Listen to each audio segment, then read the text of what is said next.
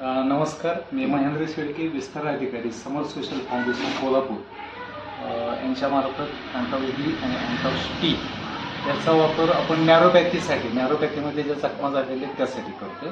आणि आपण आता डायरेक्ट पेशंटशीच बोलूया. तुमचं नाव सांगा. माझं नाव संभाजी तुकाराम कर्जुले. काय झालं होतं तुम्हाला? ते गँग्रीन झालं होतं.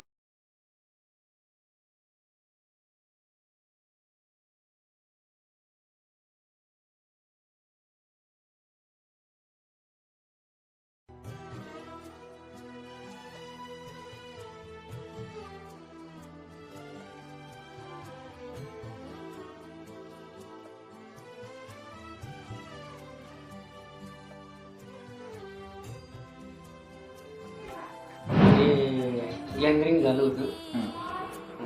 फुटकुळी आहेत ती बारीक कणगीच्या शेजारच्या बोटाला. आणि नंतर मग त्याला होल पडले.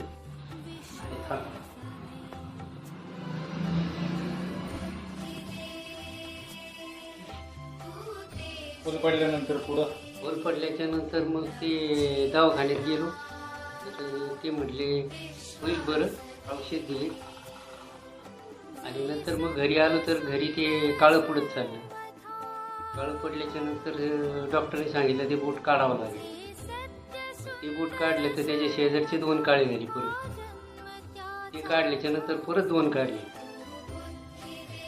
3 बोटं काढली, करगळी राहिली. परत डॉक्टरने सांगितलं की 2 बोटं काढताना त्याचे इन्स्पेक्शन झालं अंगठ्याला. तो अंगठा पण काढून टाकला. आता जखम त्यावेळी कशी होती? ज्यावेळेस कापली त्यावेळेस जखम केवढी होती? त्यावेळेस खड्डा होता. आता तो खड्डा भरून आला. तर आपल्या हातात काहीच राहतं तेवढं औषध घेऊन येतो. बरोबर औषध कामच करत. ते कसं काय ओळखायचं? ओळखीतच येत ओळखीतच येत नाही. आता तुम्हाला प्रॉब्लेम नाही. नाही. किडनीचं कशावरून वाटतंय तर माहिती का? लघवीवरून वाटतंय. लघवीला वारंवार जाणे, फेस येणे, लाल लघवी येते, लाल रक्त लघवीतून पडणे, दुसरी गोष्ट क्रिएटिन वाढणे. ते सांगितलं करायचं. काय वापरतात हे तुम्ही? डी अँटॉक्स-डी वापरतात. काय ती माहिती आहे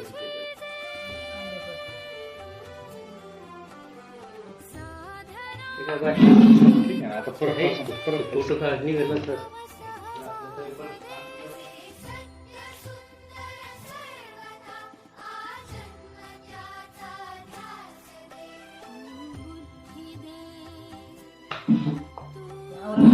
हातावर जर घेतला तर एवढं झालं.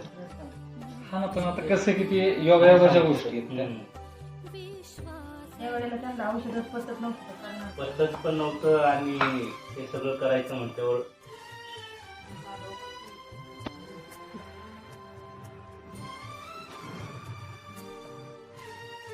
ही जखम आहे ना तुम्हाला, तुमच्या ज्याने बरीच होणार नव्हती. त्यांचा पाहिजे तो तिथून नाही वरतून सांगितलं.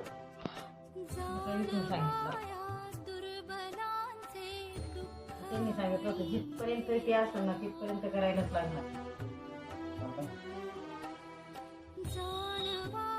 गेलं ना सांगितले कालच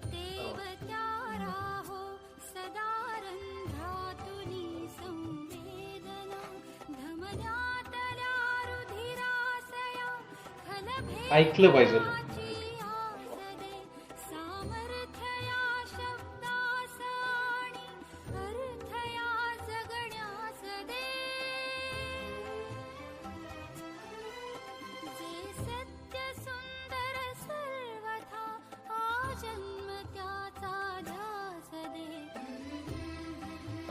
पहिला खड्डे होती, आता खड्डा नाही भरून हे आला. किती दिवसात भरलं तुमचं? हे 1.5 महिना. 1.5 महिन्यात. दुसरी गोष्ट, तुम्हाला अँजिओप्लास्टीचा प्रॉब्लेम होता.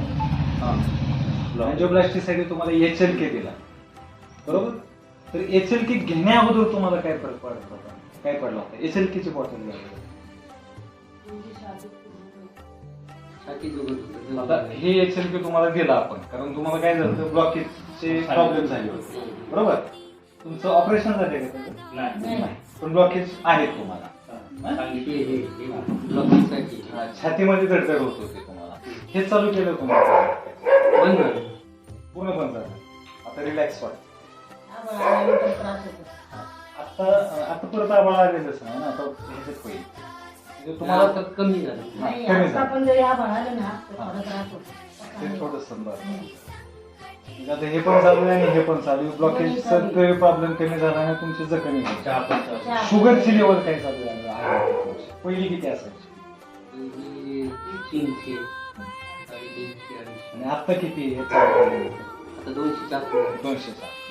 आता जोपर्यंत जखम बरी होत नाही ना तोपर्यंत तुमची ह्याच लेवलला आहे. जखम भरली आहे का मग ते लेवल जखम एकदा पूर्ण भरली की तुमची शुगर लेवल सुद्धा कमी होईल.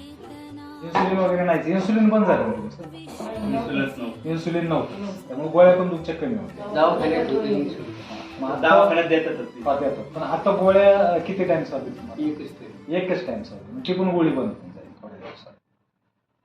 ठीक आहे. हा बघितलं कशा पद्धतीने रिझल्ट आलाय.